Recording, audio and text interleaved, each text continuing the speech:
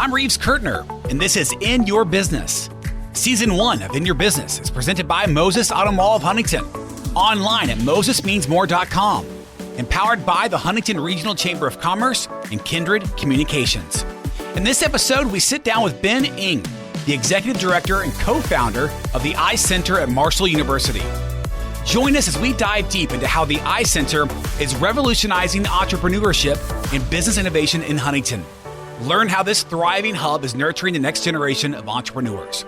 We'll also explore the role of the Brad D. Smith Student Business Incubator and the exciting collaborations that are propelling the iCenter to new heights. Let's get in your business. Ben, start by introducing yourself, sharing your role as Executive Director and co-founder of the iCenter at Marshall. Yeah, so just I guess maybe a little bit of background. So I grew up here in Huntington. I'm a Huntington native. I grew up in a small business family. For the people that are from Huntington, they'll probably know, especially the people that have been here for a while. My mom and dad owned Ming's Restaurant, which was in the Frederick Hotel where the 21 Club is now, and they were there for a number of years. And so just sort of growing up in that environment of being in a small family business in Huntington, you just sort of.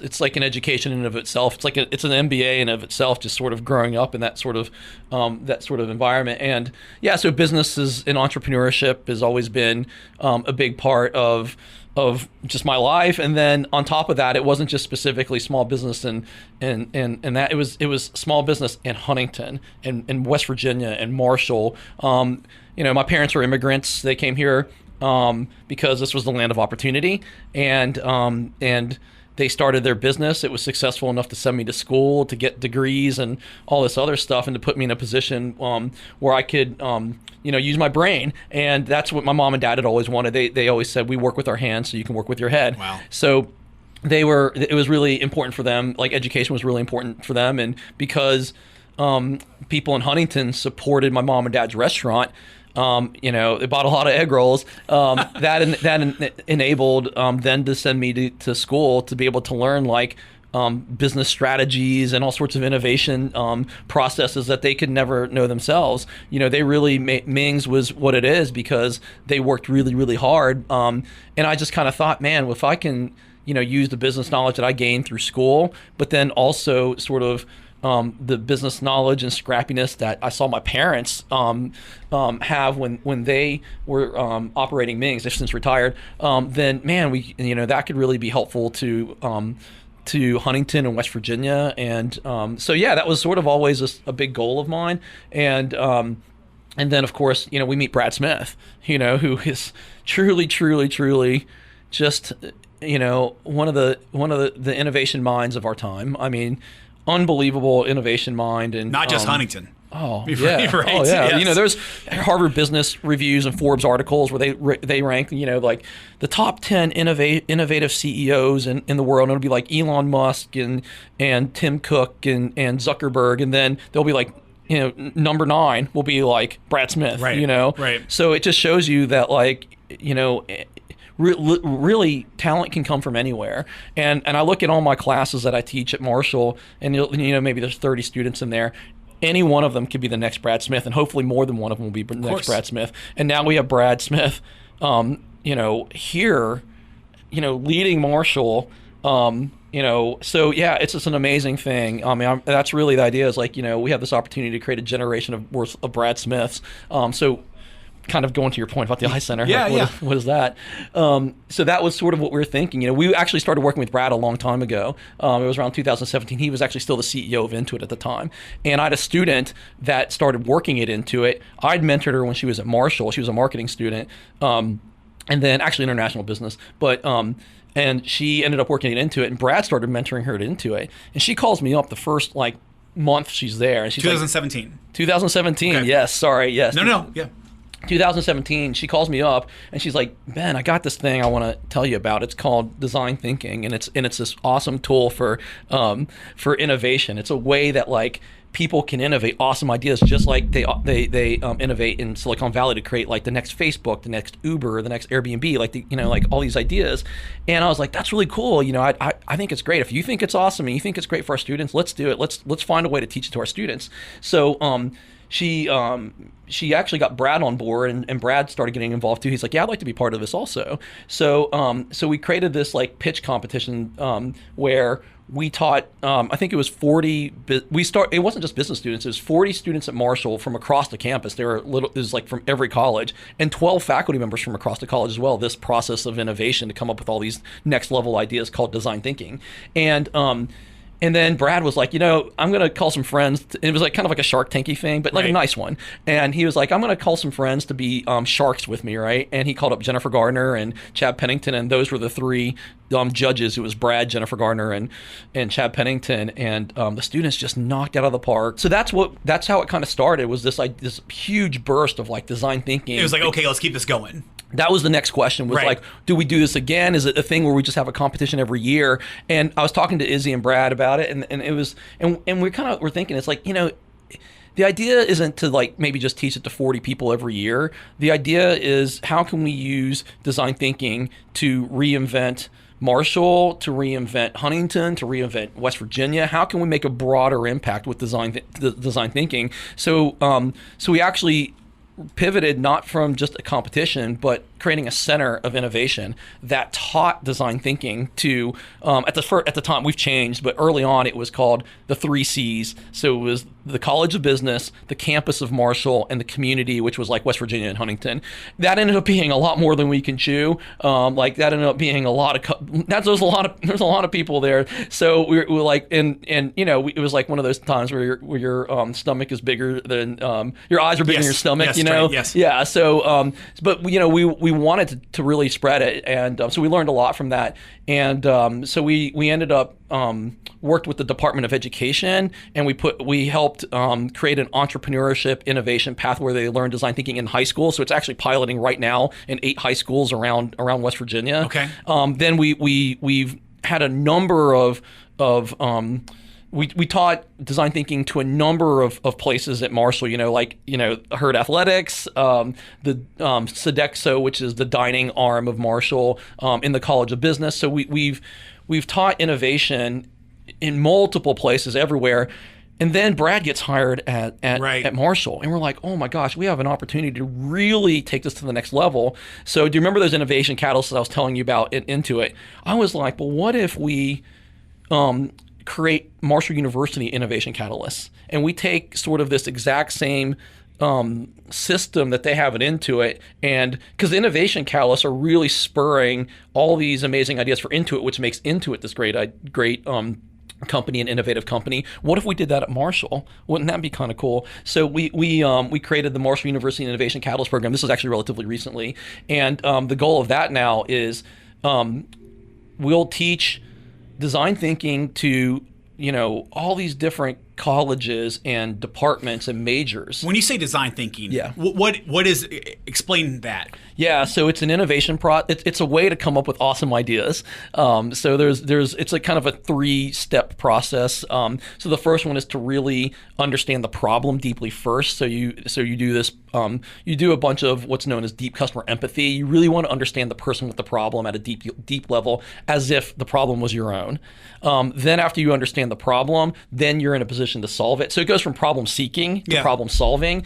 And then when you do problem solving, it moves into the second step, which is called go broad to go narrow, which means you're coming up with a broad number of ideas and then narrowing it to your best one. And the reason you do that is to prevent yourself from just coming up with one idea. Okay. Because a lot of times people are like, I've got the idea, and they only have one, right? Sure. So it's like, go broad, give yourself a chance to come up with a bunch of ideas, then narrow it down to your best one, which then takes you to the third step, which is called rapid experiments with customers.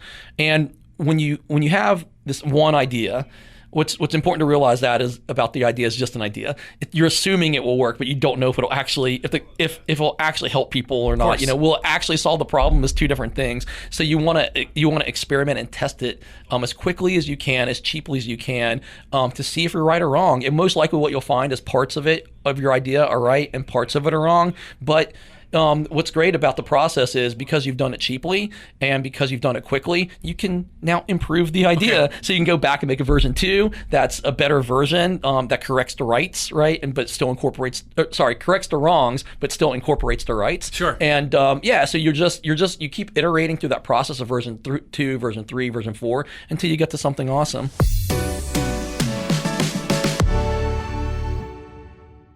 So Brad Smith was hired in 2021, and so how did that play into everything? Yes, yeah, it just accelerated. I mean, we were already kind of... Was he involved in the program? Oh yeah. Before? Brad has been involved the entire way from since 2017. Absolutely. Okay. Yeah, 100%. And obviously, you probably read in the news where we have a whole new building going up. So he made that donation around 2018, I believe, somewhere Sounds around about there. Right, yeah. But the big thing wasn't really. I mean, obviously the donation's great, but it's the knowledge he brought. I mean, him letting us work with his Intuit team to understand design thinking at a really, really high level. Them sharing all that knowledge with us so we could share it at Marshall was really even more important, because so we're in the background of all of this, spreading design thinking and the 3 C's at the time. Yeah. So when Brad comes in, I'm like, wow, okay, maybe now since we have one of the best innovators in the world running Marshall,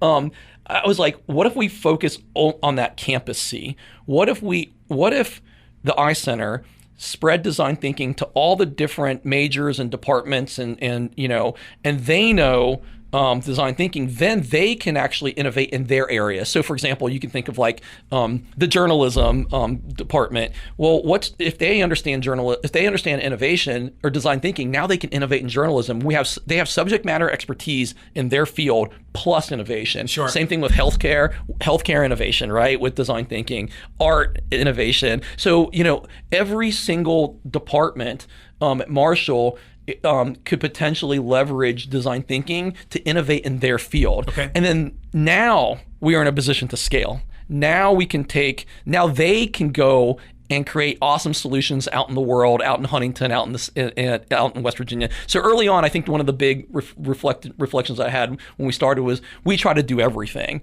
We try to be the innovators, and we just realized it's a really big world out there. And ultimately, I'm an educator, and I was like, man, if we just teach other people how to do it, now they can innovate in so much better ways than I would have even imagined in their fields to really scale out innovation. So really, Marshall University is the best tool for this is the best mechanism for this because you inherently have all these super, super expert people in their fields.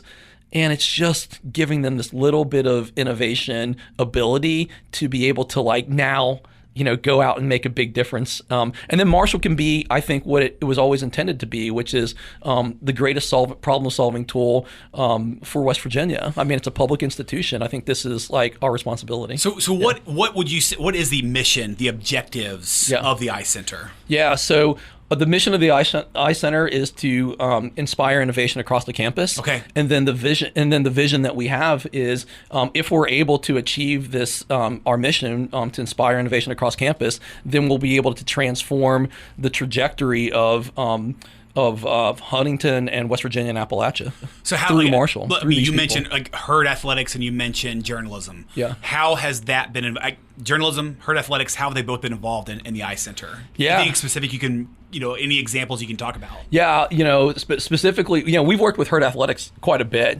So we actually started working with them. It might have been right after Brad came in. But yeah, so we worked with them probably maybe a year and a half, 2 years ago on designing ways and innovating ways for student fans to creating student fan experiences, so that way they would want to come to basketball games and football games. So we worked with them on innovating many different things, and it's funny to see so many things like this have been implemented already. Like what? Yeah, so if you went to the basketball games, you'll probably have seen a big difference, right? So one of the big things I think early on was when we did our deep customer empathy, we're trying to understand like what are the problems and where can the improvements be made. There was a lot of ad reads like in between timeouts, right? So it's like a timeout will be called, and there'll be a lot of energy. Timeouts would be called, and then it was like a video commercial. Yeah, it's just like get zapped, right? And then like so like. And of course, you still need this. This is not like somebody got paid for all those salaries and everything. You can't just be like, well, the answer is to get rid of them, right? You can't do that. But so you have to really think through, like, okay, how can we still engage fans, and so people don't immediately start checking their phones when they start hearing ad read, and so you start thinking of different ways. Okay, well, how can we still have sponsored features, concepts, right? Still have sponsored concepts during these timeouts, but they're still engaging, right, in some way. So that's where you start getting the innovative, creative types of things. So there's a number of them now. I mean, you can go to any basketball game now. So like the one that pops out in my mind as I'm thinking about it was there was one that they did where they ask a fan to like name as many superheroes as they can in 30 seconds, right? Yep. And then like. They do it, and then they have a basketball player also doing the challenge. It's like cool stuff like that, right? So how does all this fit into the Brad D. Smith Business Incubator? Yeah, so the Brad Smith Incubator, so the iCenter actually my center has two arms to it. The first one is what I just talked to you about, which is the whole training. Basically, if we want to spread innovation across the campus, you think about who's on campus. So there's faculty, staff, administrators, and those are like the workers. So that's what the Marshall University Innovation Catalyst Program, that's what I've been describing so far. But then what about the students, right? Like how do we spread design thinking to the students? So we have an entire pipeline of design thinking training for students. So it actually starts off before the incubator. We teach a class known as the first year seminar, which is every freshman has to take the first year seminar. It's like a universal class that everyone at Marshall takes.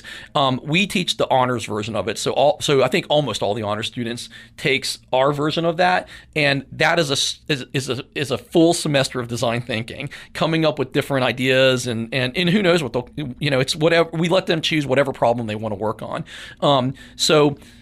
Coming out of that class, if there are students that are like, man, I really think my idea's got something to it, and I think it's awesome, then we'll say, okay, would you like to go into the Brad D. Smith Student Incubator? Okay. So now, I don't want to say they graduate into it, but yeah, they the ones that come out of there and they're really fired up about their idea, and they sort of kind of have that verve to them where it's like, yeah, they're very obsessed with this thing. They want to do it. We'll bring them into the Brad D. Smith Incubator and literally work with them for the next 3 years on helping them build out their ideas. And we have a number of experts that help. I'm not the only one that teaches it. We bring in a number of like really, really good startup mentors to mentor them. Yeah. So between the Business Incubator and the iCenter, how are they actively involved in, business innovation, entrepreneurship here in the Huntington area? Yeah. So we really, everything is focused on solving important problems, so inherently that's what kind of business always comes down to. And most of so really it's about getting obsessed with a problem. And usually the problems that people get obsessed with are the ones that are immediate to them. It's like sometimes you'll hear like, oh yeah, I really want to solve a problem that's around the world, like it's like in a different country. But most of the time, these are problems that they face at Marshall, or they're problems that they see in Huntington, or they're maybe from Southern West Virginia. So I would say by and large, most of the problems are local, state, or university problems, like higher ed problems. And but we don't actually tell them what we don't judge them. We don't judge the idea. We judge the innovator. Okay. We want the kids that have the design thinking mentality, who get really obsessed with solving problems and like are intellectually curious and just have like gritty about it. So we don't really tell them, hey, this is like a certain area you should look at. We really let them find a problem that they're obsessed with, but they do tend to find ones that they know. And so they there's a number of different problems that they're working on solving and coming up with innovative solutions for that impact the area, the Huntington Huntington area. I'll give you an example of one. There was there's two students, Olivia and Jackson, who have this idea, or have a it's not an idea, they're actually making money already, but have a startup called Lots of Change is the name of it, and it's a social enterprise. Social enterprise meaning like it's trying to create business economic value. They're trying to make money, but they're also trying to create social value simultaneously. So it's social enterprise, and so Lots of Change. What they do is they notice the dilapidated lots that are around here. We see them all around Huntington, and they're like, we want to do something about it. And they noticed that like there was like flooding problems in Huntington, so they're like, hey, what if we take some of these dilapidated lots, turn them into rain gardens to help the flooding issue, and then create a system where the neighborhood can then take over the garden and maintain it and have pride and bring like sort of a neighborhood, a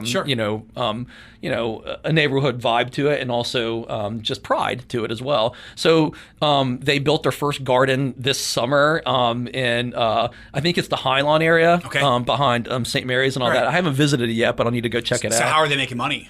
Yeah, so they're the neighborhood.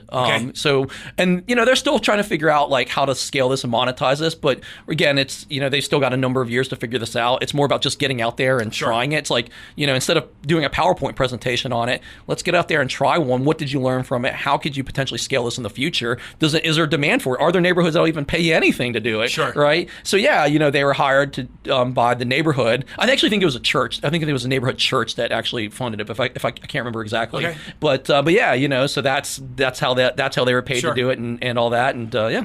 So if I'm a business owner in the area, can I get involved in the iCenter? Is there a place for me to get the university involved, get the iCenter involved? Yeah, I think so. I mean, I think they're always looking for good problems to solve. I think that's one way to potentially I think exposing our students in the incubator to different, they're still pretty young. I mean, you're talking about like, 18, 19, 20-year-olds. And I think like, the more worldly they can get, the more information they can get about sort of like what's out there, gives them a better idea of something to innovate on, or, a problem to innovate on, or even if it's not a problem, maybe it's, it's like, you should really check out this thing over here, and that'll help you sort of come up with ideas. So yeah, we bring in, so the class is interesting. It's not really, so we meet, they meet twice a week. Once is everyone meets together, and then the other time they meet specifically with their mentor.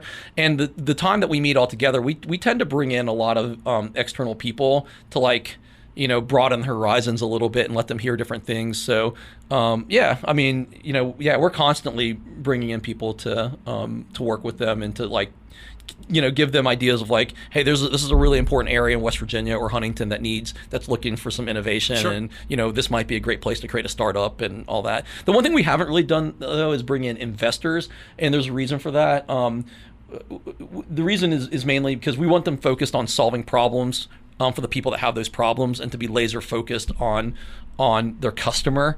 And a lot of times, if you bring in investors too early, you can start focusing on the investor and what they want more than what the customer wants. Now, usually a good investor will want what the customer wants, but not always. Right. And so I've been really kind of holding off investors and all that kind of stuff for right now, and just letting them laser focus on solving important problems in an awesome way. And then once that's there, then it's like, okay, now we can start thinking about like, investors and all that kind of stuff. So where the kind of answer I was going to ask, where does the funding come from for these projects and so forth? Yeah, so that's the beauty of without investors. Yeah, so that's a great question. So that's the beauty of design thinking is when you do your rapid experiments and you're seeing if your idea works, the rapid experiments should be as cheap as you possibly can make them, because what you don't want to do, and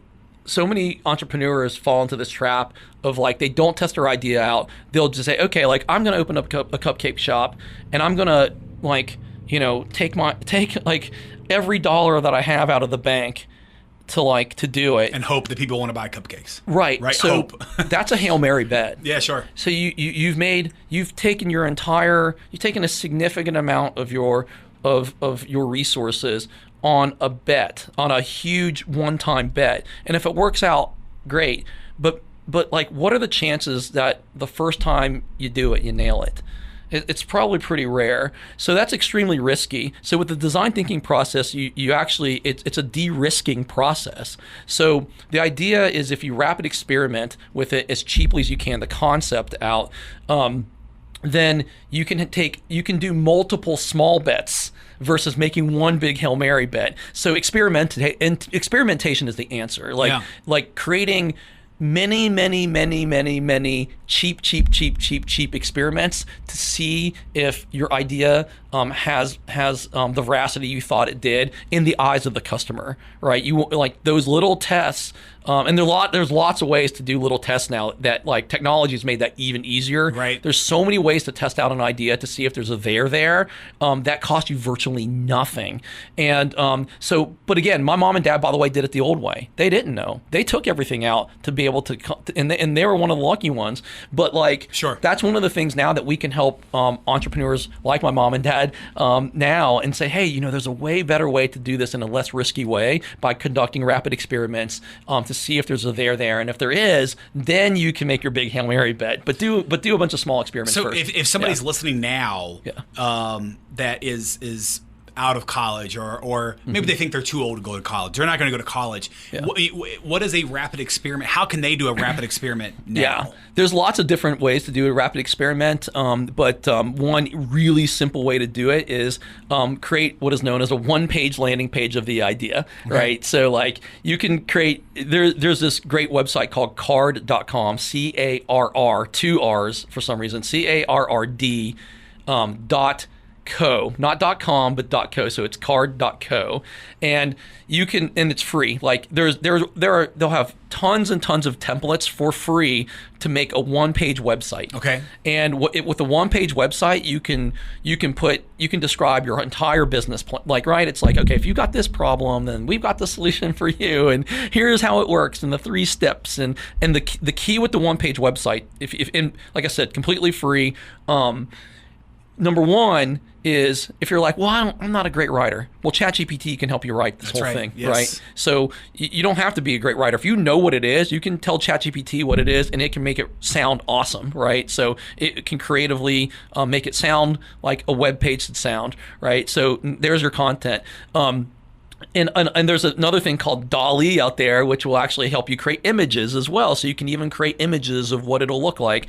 But the key to the one-page landing page is a button, like maybe multiple buttons on the web page that says "Buy now," okay, or "Register here," or "Give me an email." Right. Sign up. Sure. And what that tells you, and again, they click the button, and maybe there's nothing there, right? Maybe like it doesn't have to your business doesn't have to be in operation.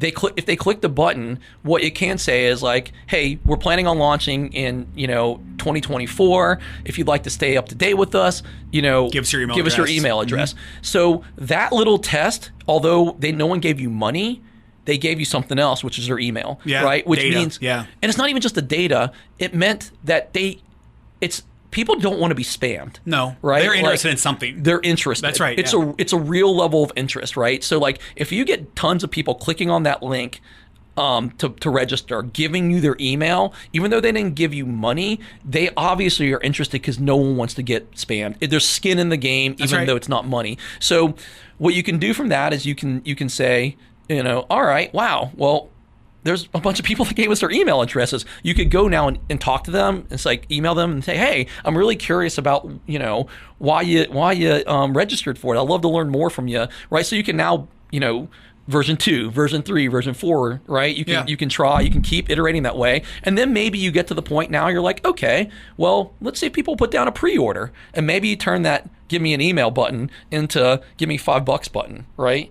And now you could this lead to like crowdfunding? Could, right? It could. It's similar, right? So then you get pre-orders, and then once you get pre-orders, now you actually have this thing called capital, right? And maybe you can start building some of this stuff, and then now that pre-order turns into a buy now, right? So, and by the way, I remember like Starlink, which was Elon Musk's satellite thing. That's exactly what he did. Okay. It's literally what he did. I remember the first web page was a one-page web page, and it was just kind of like, if you're interested, we're building this satellite internet system or whatever. If you're interested, then just leave your email, which I did. And then a couple months later, it's like, hey, if you want to put a pre-order down, it's $200 if you want this thing, which I did. Right. So yeah, and now the thing is up and running. So yeah, I mean, even something as technical as satellite internet or internet satellite uses this exact same method. Sure. So you can do this for anything.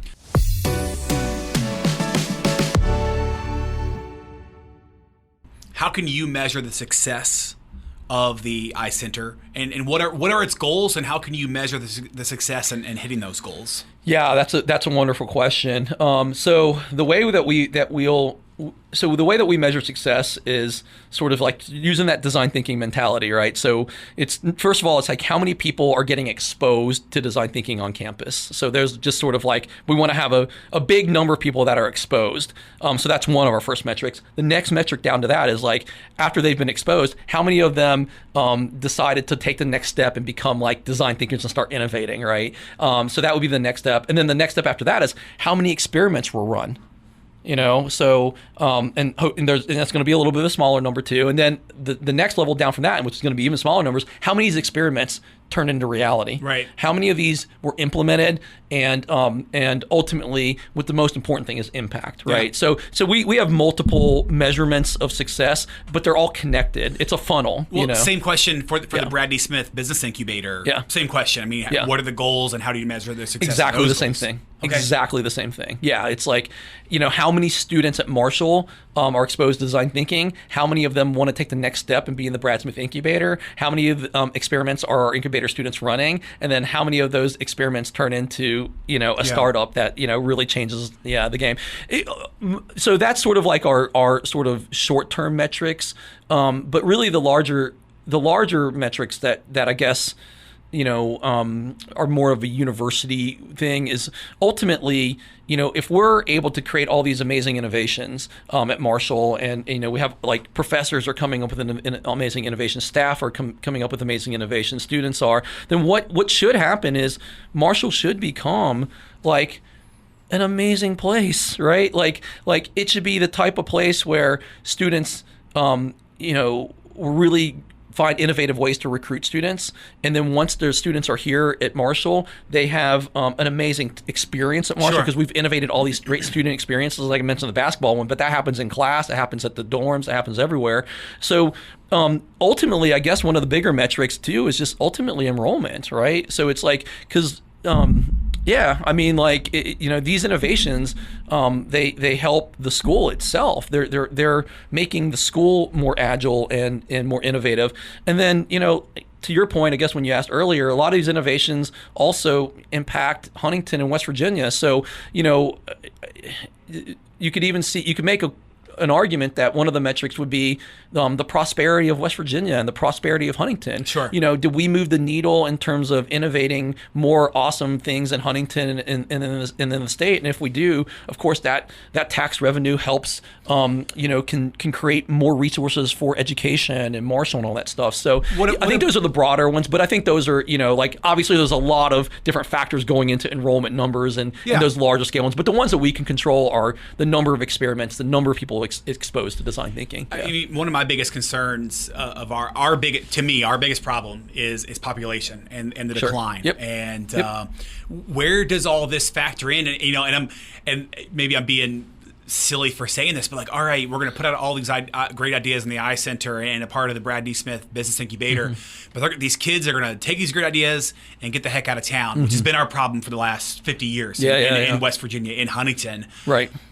Where do you see all that fitting together? We've got to fix this problem. Sure. We have to. Yeah, or Marshall's not going to exist. West Virginia, WVU's not going to exist, right? I mean, if we don't have those kids to go to our schools here. Yeah, that's a great question. And I think it kind of goes back to like the students are creating the businesses here while they're in college, and they tend to be focused on solving problems that are here. They're focused on solving sort of Marshall problems and Huntington problems and West Virginia problems. And they're being like once they're created here, they're founded They're here. willing to stick here. Yeah. Stick around here. Yeah, I think so. And one of the things I've seen more and more is this sort of shift in the last couple of years, and I think Brad is a big part of this of people really wanting to innovate here in Huntington. I think sort of this idea of he spent many years out in California and now has come back to do this. And there's actually a number of them. He's not the only one. There's some other great innovators that have recently moved back, and so he's one of them, and I think you came back. Yeah, I came back. I was gone for a while. I lived in LA for a while. So I think that's one of the things I've seen is that students now, like, instead of saying, "Hey, I'm graduating and then want to take my Marshall degree and go, to Columbus or New York or Charlotte," they're like, "I want to do something here, and I want to like innovate and make a difference here." One of the more interesting things about this generation is actually this generation, the younger generation, like the 20-year-olds, they're not super focused on money.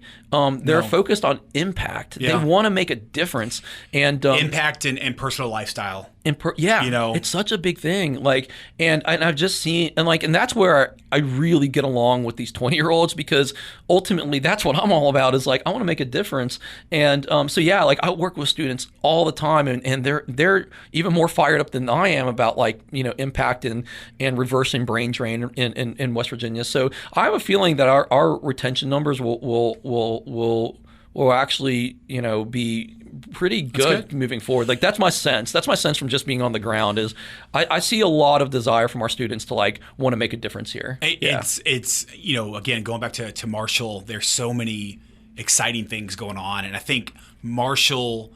When I went to school, I graduated from Marshall in 2004, and I felt like, when I was a kid, when I was in high school, it was go to college, get your degree, and it was almost like just get your degree and you'll be fine. Doesn't it doesn't even matter if you use your degree specifically. Just get the piece of paper and you'll work. And I think that world has changed.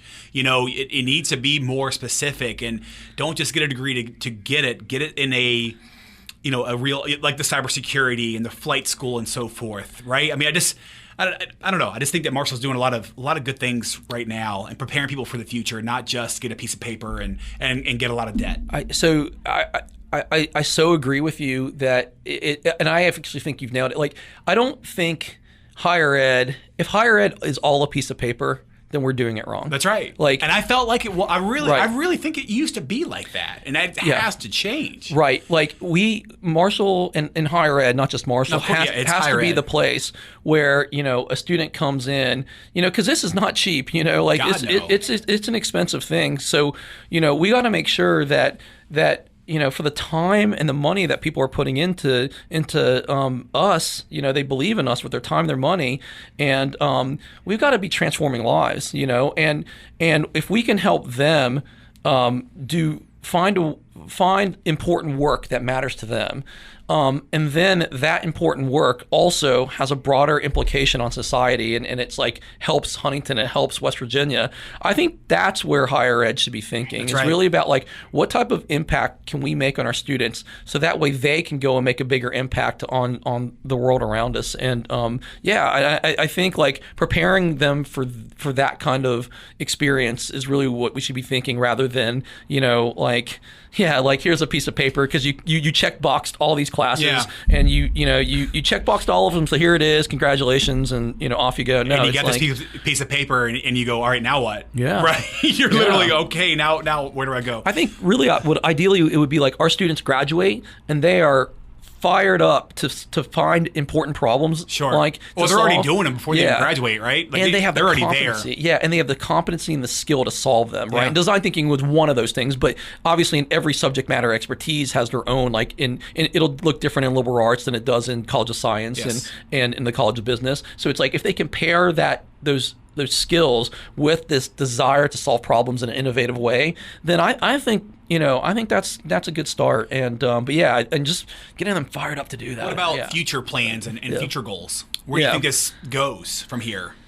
So I mean, our ultimate goal for the incubator, for the student incubator, is to create startups, or to create innovations in three areas. One is sort of like this high-tech Uber area. Like, can West Virginia create its own Uber or Facebook or Airbnb. I think that's one area that we would like to really achieve in the future. And then the second area for the students would be a really awesome, like really high impact social enterprises. So Coalfield Development, sure. with Brandon Dennison, and who, by the way, is one of the startup mentors. So he's one of the ones mentoring these students. I mentioned that before. So he's mentoring the lots of change with Olivia and Jackson. But anyways, yeah. So we'd like to see these sort of innovative tech companies, innovative social enterprises, and then finally, the third area is higher ed innovations. Like some of the students, they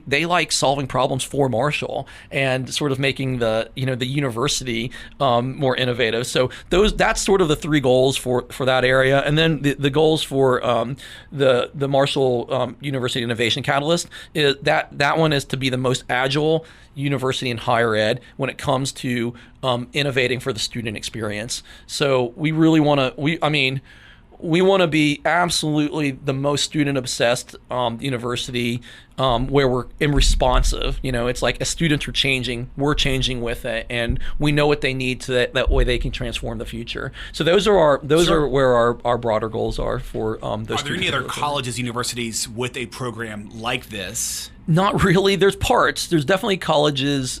The Brad Smith Incubator, I would say that there's probably student incubators that aren't too different than the student incubator. Okay. The Innovation Catalyst program is probably not like a lot of. I think universities probably have pieces of this a little bit, but it's really been inspired by Intuit, and actually Disney has a kind of a similar thing too. They call them Imagineers instead of Innovation Catalysts. But yeah, no, we're kind of dropping sort of something that we learned from Silicon Valley and Intuit into the higher ed environment.